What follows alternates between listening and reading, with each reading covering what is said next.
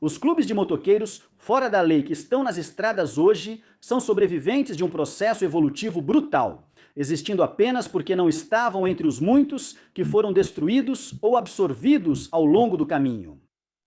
Enquanto algumas organizações se transformaram em impérios globais, outras foram desmanteladas por décadas de pressão federal, consumidas pela própria violência interna ou apagadas em guerras que terminaram com membros migrando para clubes rivais mais poderosos.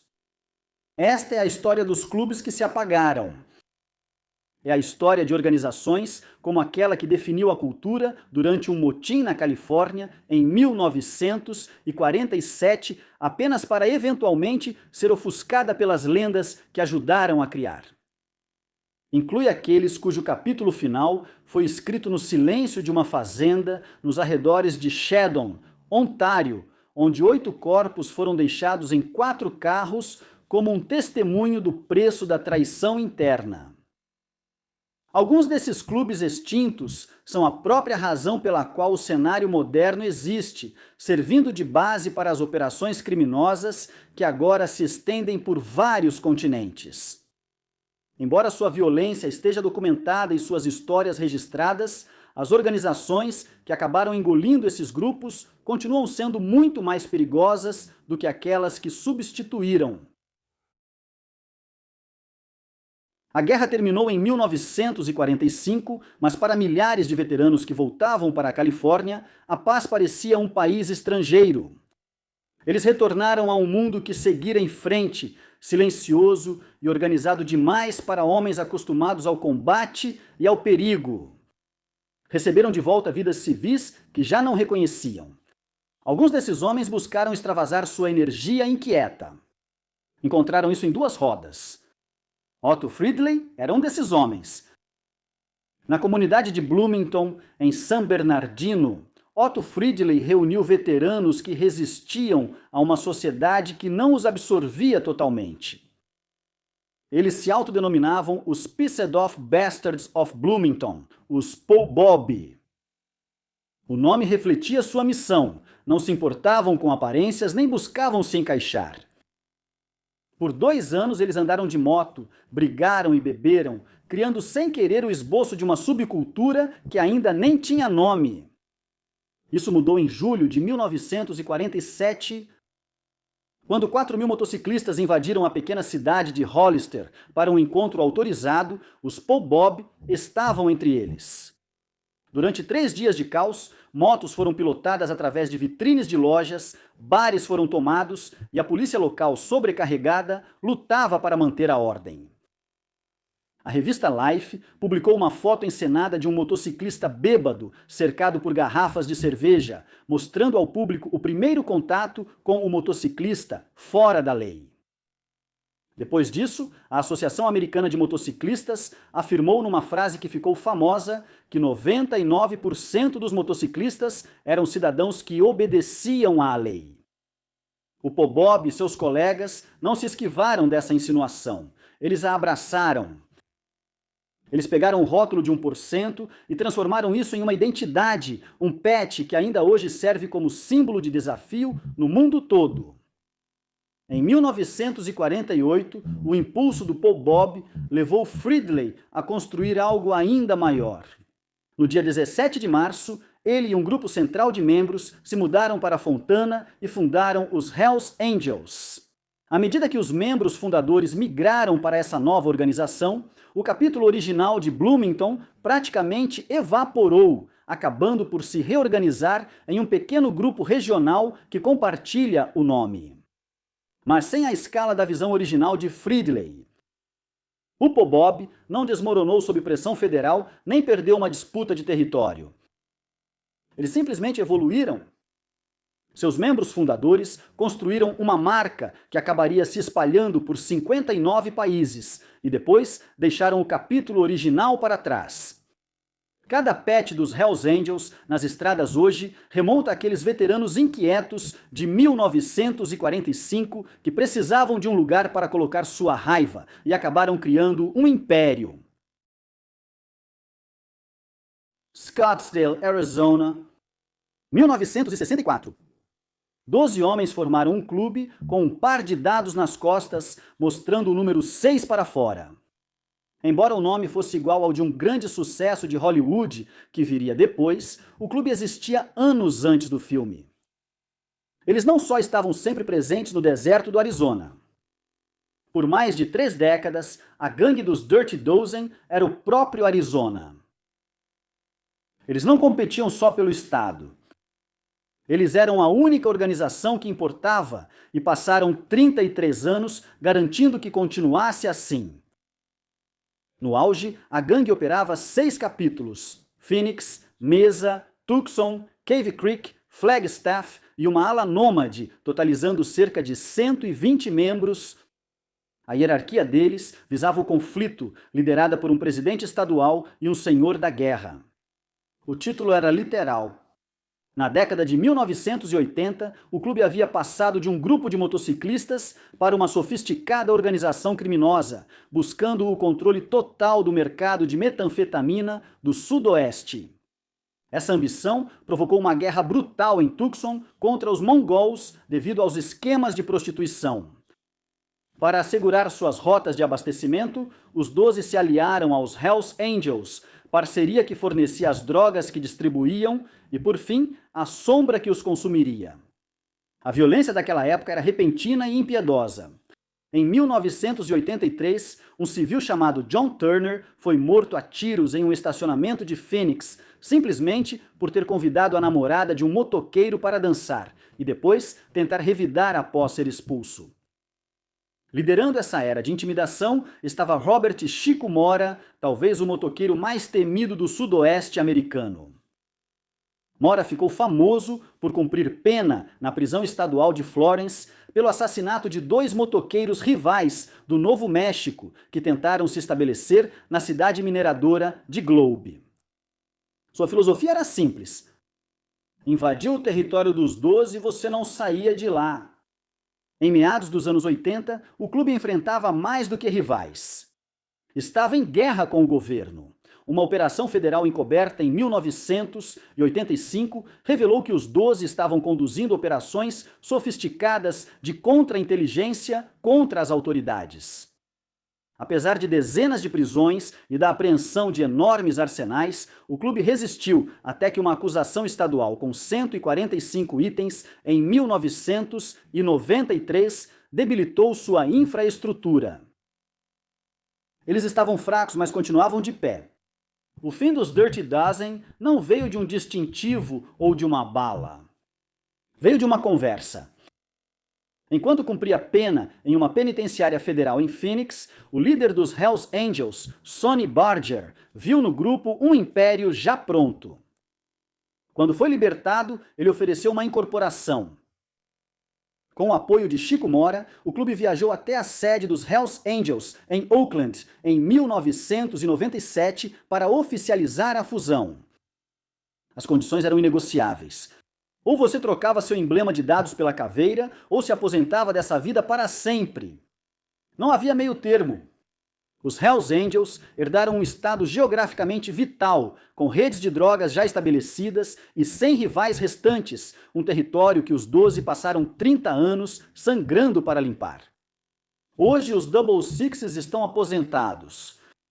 Os 6 capítulos originais ostentam as cores dos Hells Angels, e o império que os 12 construíram serve à organização que os engoliu por completo. Então, Montreal, Quebec, 1986, a Rock Machine não nasceu de uma cultura de motociclistas, nem da necessidade de irmandade de veteranos. Ela nasceu de um massacre. 24 de março de 1985, o massacre de Lennoxville. 5 membros do capítulo Laval dos Hells Angels foram atraídos para a sede de Sherbrooke e executados pelos próprios irmãos, baleados e colocados em sacos de dormir, amarrados a barras com pesos e jogados no rio São Lourenço. Os Hells Angels decidiram que seu próprio capítulo era um problema, então o eliminaram. Catzeta considerou o evento uma violação imperdoável do Código dos Fora da Lei e, em vez de se juntar aos Hells Angels, em 1986 formou sua própria gangue menor, a Rock Machine, com seu irmão Giovanni.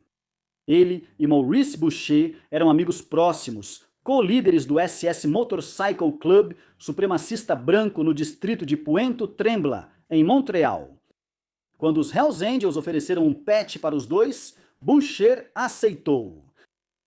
Caseta recusou. Essa recusa criou a Rock Machine e preparou o terreno para a guerra de motoqueiros mais sangrenta que a América do Norte já viu.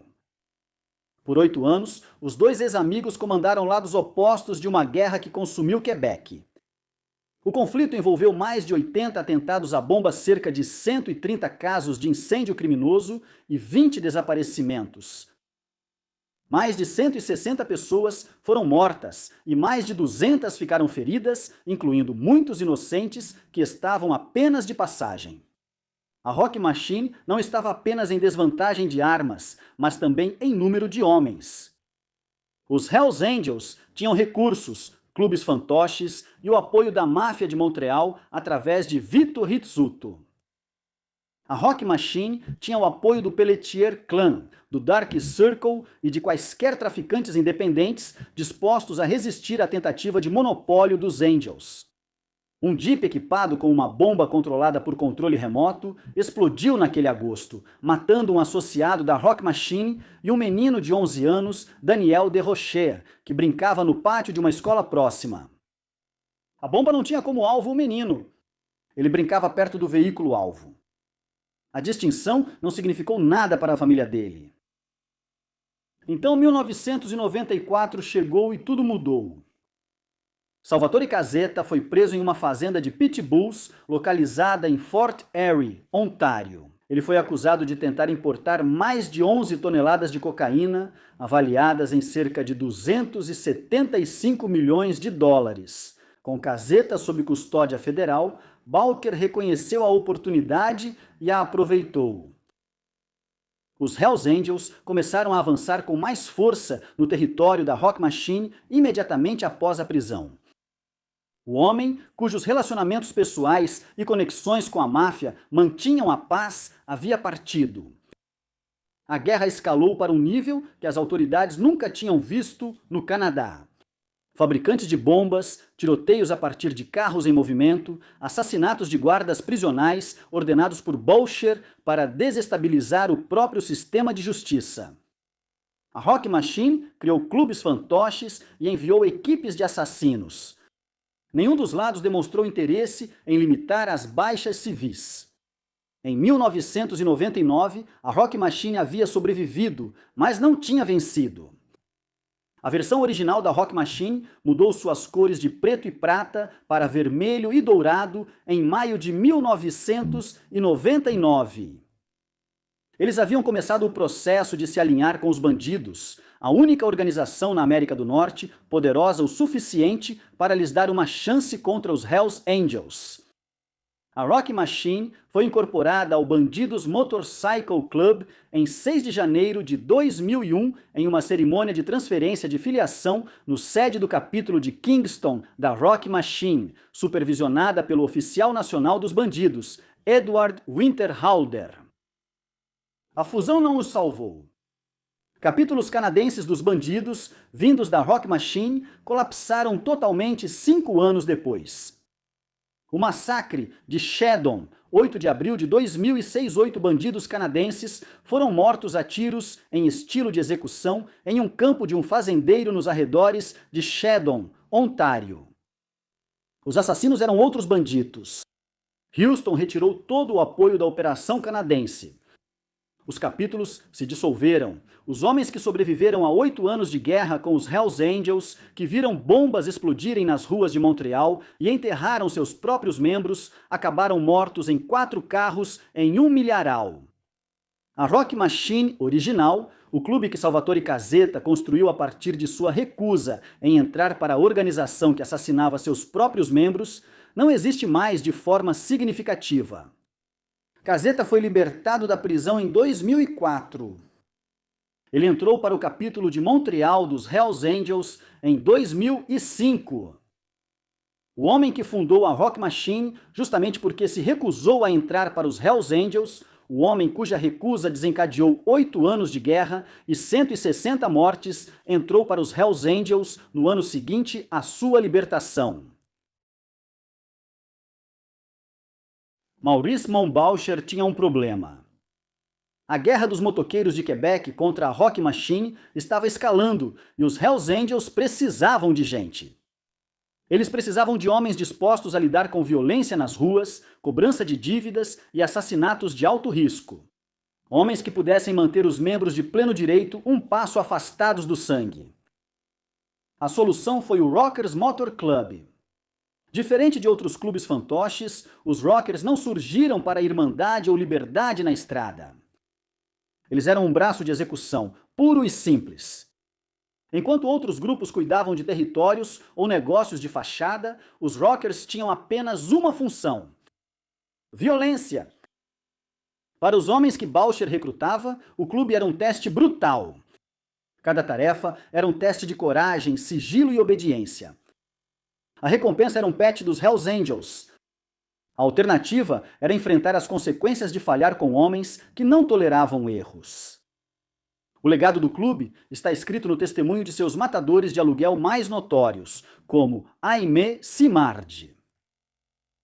Em 1997, Aimé Simard e Danny Kane foram enviados para Halifax sob as ordens do tenente dos Hells Angels, David Wolfe Carroll.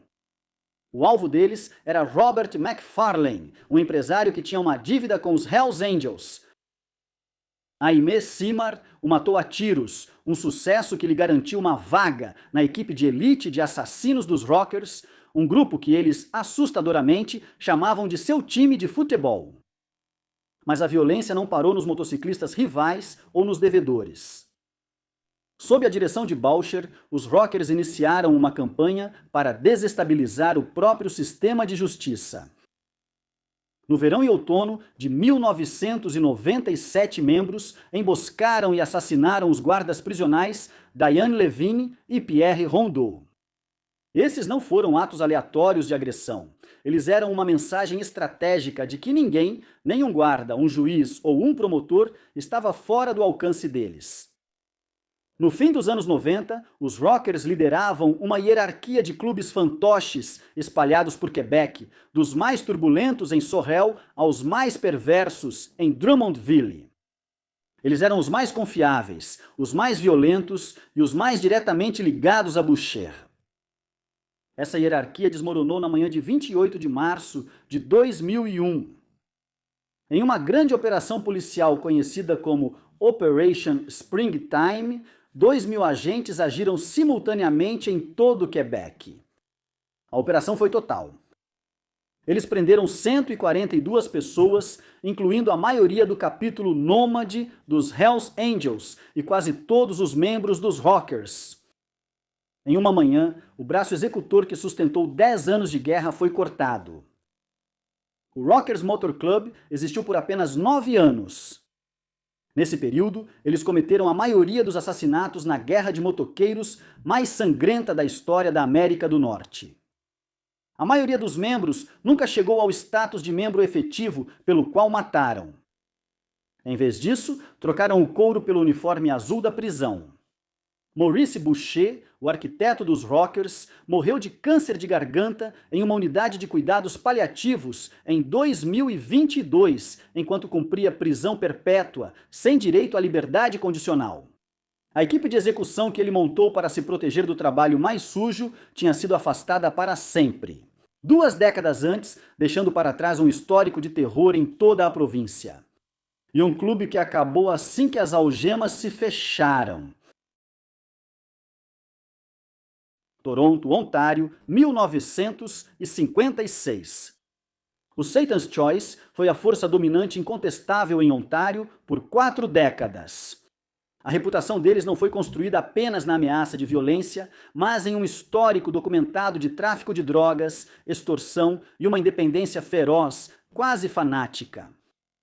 No centro de tudo estava Bernie Gwendon, um homem cujo nacionalismo canadense definia a filosofia do clube. Eles eram canadenses, continuariam canadenses e nunca responderiam a um império americano. Por 20 anos, essa determinação foi testada por Walter Stadnik. No final dos anos 1970, Stadnik tentou entrar para o capítulo de Hamilton do Satan's Choice, mas foi rejeitado porque era muito baixo. Essa rejeição o colocou no caminho para a presidência nacional dos Hells Angels, onde passou 2 décadas trabalhando sistematicamente para absorver o clube que o havia recusado. O Satan's Choice não era um observador passivo nesse processo de aproximação. Eles eram uma rede criminosa extensa, com capítulos em Sudbury, Thunder Bay, Kitchener e Toronto, controlando tudo, desde esquemas de prostituição até o fluxo de narcóticos por toda a meia província. Eles sobreviveram à primeira grande guerra de motoqueiros da história do Canadá contra os Popeyes em meados dos anos 70 e resistiram a décadas de conflitos internos. Stadnik, no entanto, era paciente. Ele contornou o nacionalismo de Gwendon, indo diretamente aos homens que controlavam o dinheiro.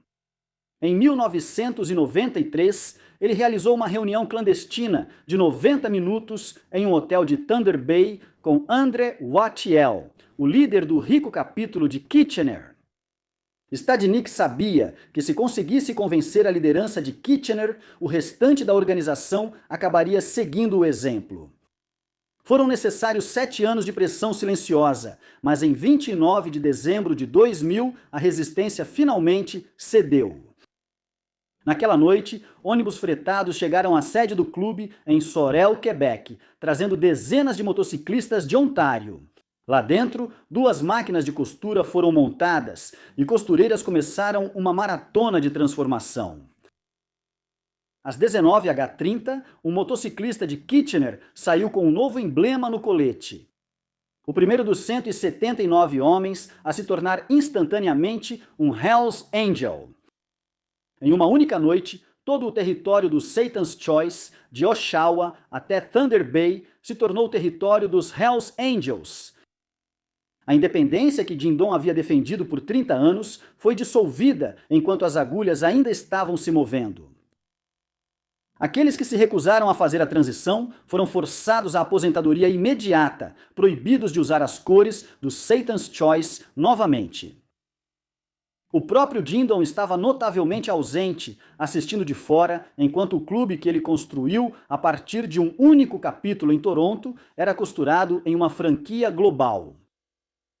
Houve tentativas de ressuscitar o nome, mais recentemente, em 2025, pelo filho de Gwendon, Harley Davidson Gwendon, mas o cenário mudou.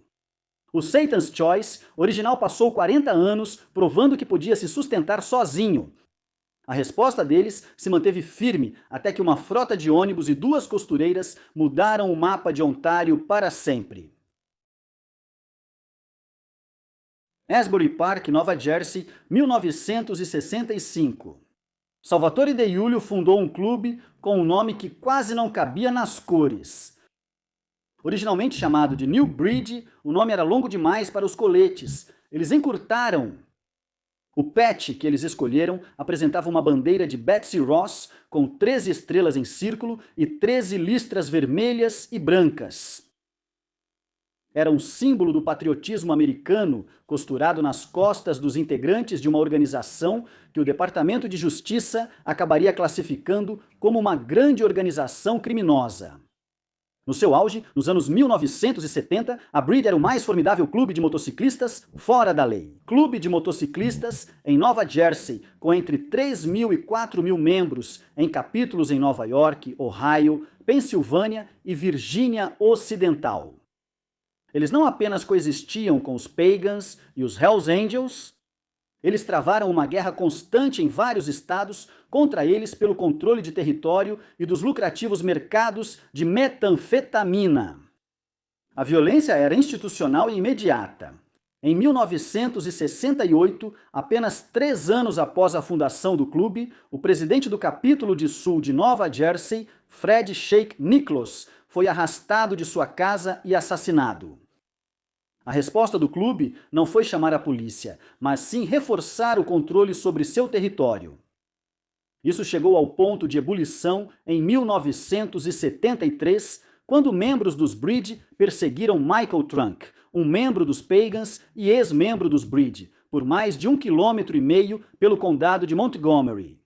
Ralph Marlborough Waldman terminou a perseguição atirando em Michael Trunk na cabeça e roubando suas cores. A animosidade era tão grande que, após as prisões, uma briga enorme entre os Breed e os Pagans estourou bem dentro da delegacia de polícia de Abington. Durante os anos 1980, os Breed ampliaram seu alcance criminoso. Eles operavam estúdios de tatuagem e empresas de transporte como fachadas legítimas para uma enorme rede de distribuição envolvendo metanfetamina, armas e extorsão. Um relatório de 1989 da Comissão de Investigação do Estado de Nova Jersey os classificou como uma das maiores ameaças do crime organizado no estado, citando um padrão documentado de intimidação, agressão e violência sistêmica. O começo do fim veio com a Operação Breed on a Wire. Entre 2003 e 2006, investigadores federais acompanharam uma conspiração que traficou mais de 56 quilos de metanfetamina cristal. Quando o governo agiu, eles miraram toda a liderança nacional simultaneamente. Em uma série de condenações de grande repercussão, em 2007 e 2008, 19 membros-chave foram enviados para a prisão. O presidente nacional Napoli recebeu 36 anos. Outros líderes de alto escalão receberam entre 20 e 35 anos. O peso dessas sentenças praticamente esmagou a organização. Com a liderança atrás das grades e a rede de distribuição desmantelada, o clube que antes ostentava milhares de membros evaporou. Aqueles que evitaram o indiciamento se dispersaram ou migraram para os Outlaws, estabelecendo um novo capítulo na Filadélfia. A bandeira de Betsy Ross, que já havia tremulado sobre 13 capítulos dos Desafiantes, desapareceu completamente do cenário, deixando o território para os rivais contra quem lutaram por 40 anos. A expansão e eventual contração dos Outlaws MC em Ontário é um estudo de caso sobre o atrito de alto risco entre impérios internacionais. Por décadas, os Outlaws foram a principal barreira para a dominação total dos Hells Angels no Canadá, criando um cenário bipolar de violência que acabou cedendo sob o peso de uma das maiores operações policiais da história da América do Norte. Os Outlaws não cresceram organicamente em Ontário. Eles chegaram por uma grande aquisição coordenada. Em 1977, os Outlaws absorveram vários clubes canadenses já estabelecidos, principalmente os capítulos do Satan's Choice em Montreal e Windsor, além do Popeyes MC. Isso deu ao clube americano uma presença imediata e calejada pela violência em Ontário e Quebec. Eles estabeleceram redutos em Hamilton, Windsor, Ottawa e Toronto, colocando-se diretamente no caminho dos Hells Angels, que avançavam para o oeste a partir de sua base em Montreal. Durante as décadas de 80 e 90, os Outlaws de Ontário atuaram como a frente norte da AOA, American Outlaws Association. A presença deles em cidades como Hamilton era crucial. Era um centro industrial de classe operária que servia como base perfeita para controlar as rotas de contrabando transfronteiriço para Michigan e Nova York. A violência durante essa época era uma guerra fria, que frequentemente esquentava. Os Outlaws, em Ontário, eram conhecidos por sua disciplina rígida e por se recusarem a ceder território. Porém, enfrentavam um problema demográfico. À medida que os Hells Angels conseguiam absorver mais clubes canadenses independentes, como os Grim Reapers e, eventualmente, o restante do Satan's Choice, os Outlaws se viram em menor número e cercados. O declínio dos capítulos de Ontário não foi causado por uma única batalha perdida, mas por um ataque implacável de duas frentes, a repressão policial e a expansão dos Angels. Project Hilltop, 2002. Uma grande operação secreta levou à prisão de quase todos os principais membros da liderança dos Outlaws de Ontário. A polícia apreendeu drogas, armas de alto calibre e, mais importante ainda, os registros internos do clube. As operações de 2009 e um golpe final devastador. Uma série de batidas coordenadas teve como alvo os capítulos restantes em Sandwich Town, Windsor e Londres. A Polícia Provincial de Ontário, OPP, conseguiu desmantelar a hierarquia, enviando líderes nacionais e regionais para a prisão federal por crimes relacionados à associação criminosa. Na década de 2000, o império original dos Outlaws em Ontário havia sido efetivamente esvaziado. Embora o clube ainda mantenha presença na província atualmente, ele é apenas uma sombra da força que um dia enfrentou os Anjos pelo Golden Horseshoe. Os membros que não foram para a prisão enfrentaram o mesmo ultimato visto no Arizona e em Quebec: mudar de grupo ou desaparecer.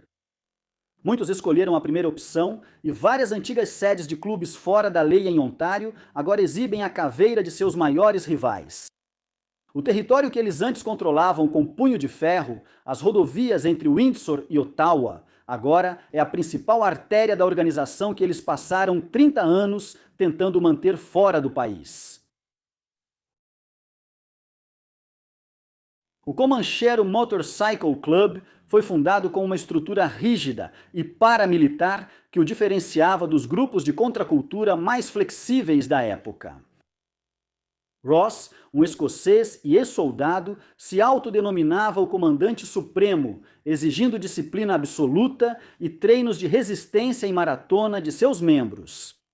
Por quase 2 décadas, eles foram a força dominante no cenário de motociclistas de Nova Gales do Sul, definidos por um isolamento feroz e uma recusa em se submeter à influência internacional.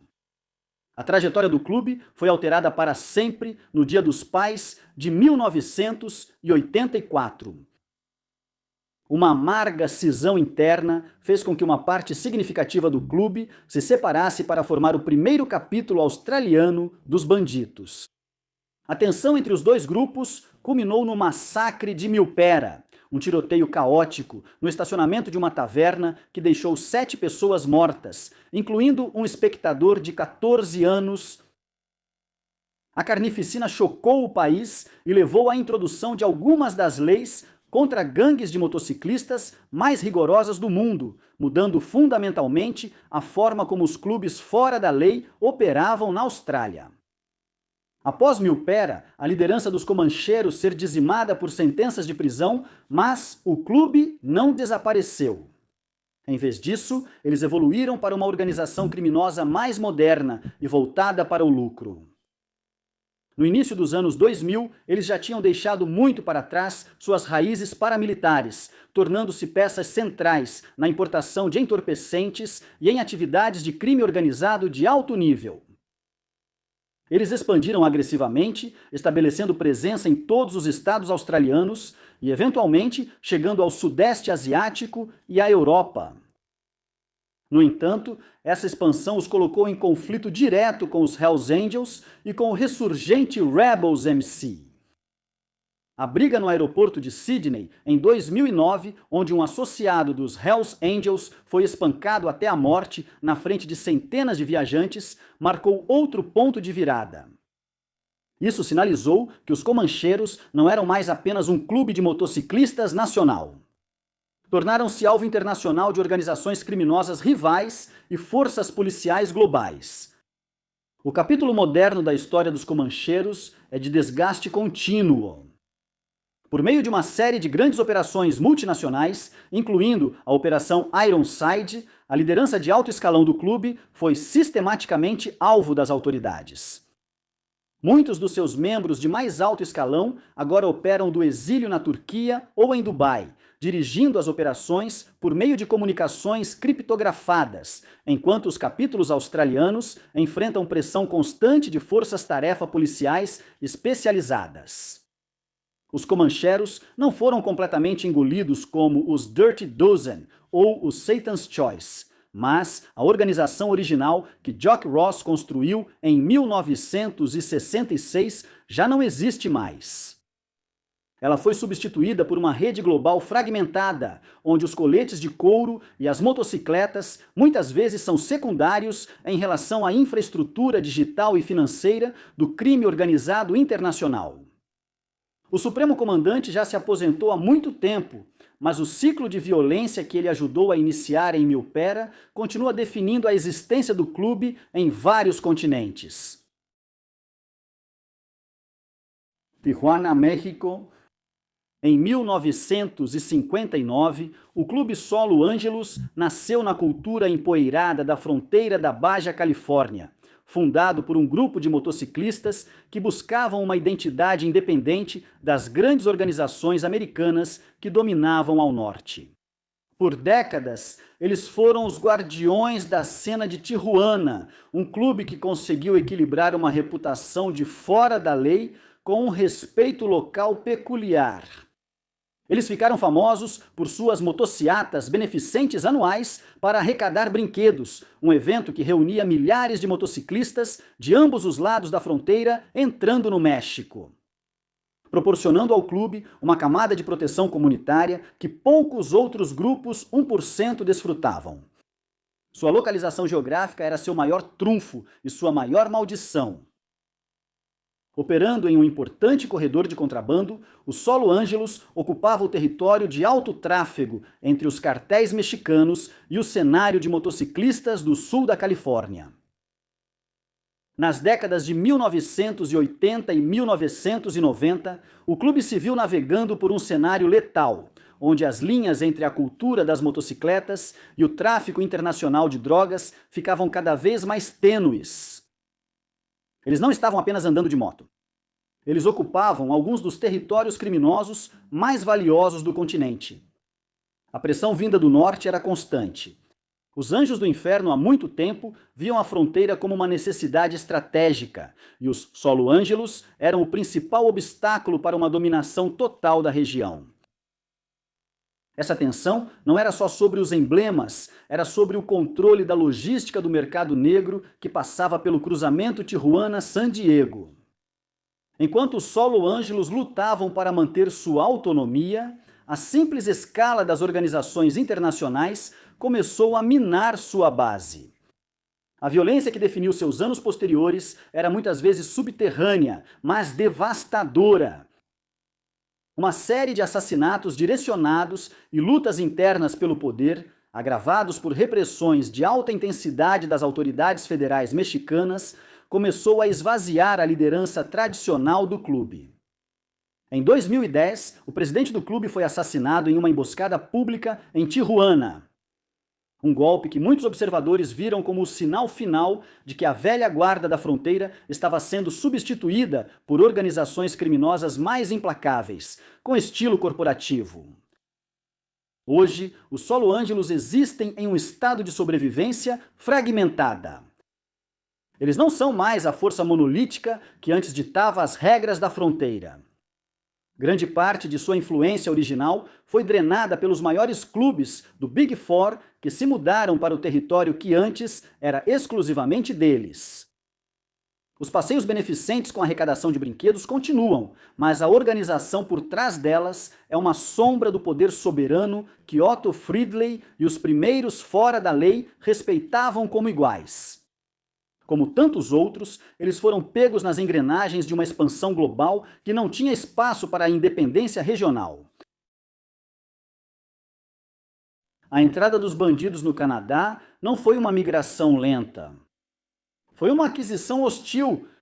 Em uma grande cerimônia de troca de pet em dezembro de 2000, a Rock Machine, os rivais mais amargos dos Hells Angels na Guerra dos Motoqueiros de Quebec, trocaram as cores prata e preta pelo pet do mexicano gordo.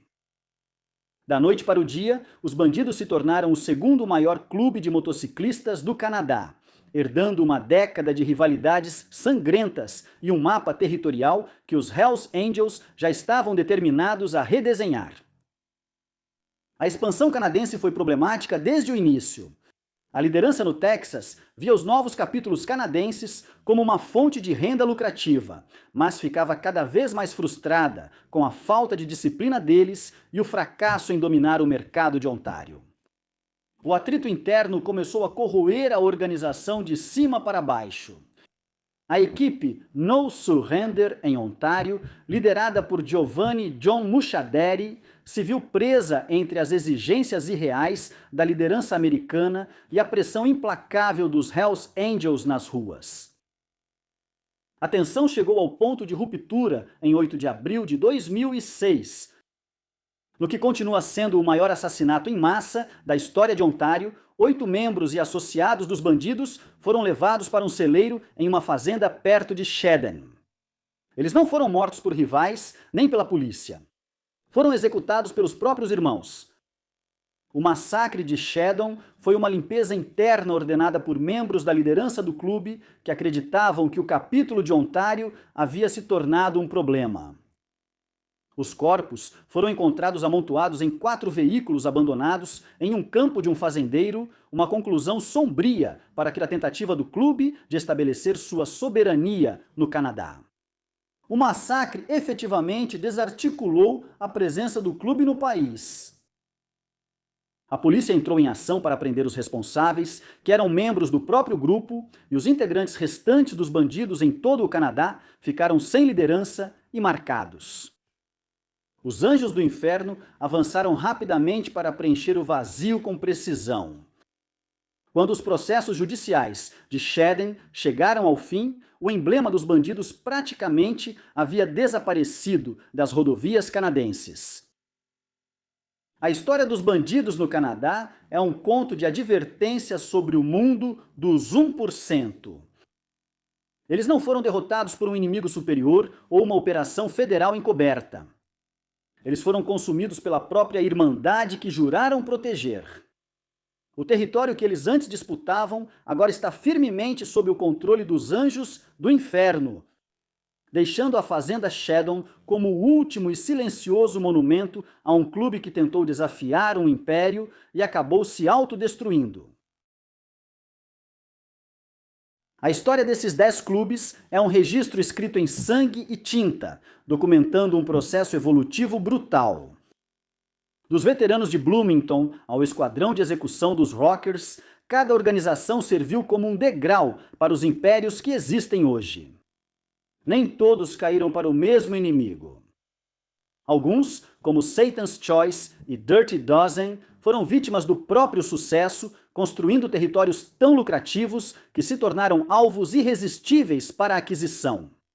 Outros, como Bridge, foram desmontados pelas lentas e implacáveis engrenagens das indiciamentos federais por crime organizado. Os finais mais violentos, como o massacre de Sheden, provaram que a maior ameaça muitas vezes vinha da própria Irmandade.